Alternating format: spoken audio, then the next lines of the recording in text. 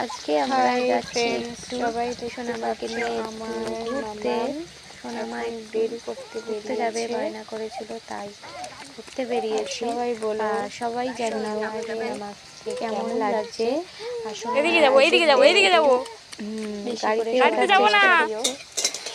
তো সোনামা যাচ্ছে বের করতে, তো ও গাড়িতে যাবে।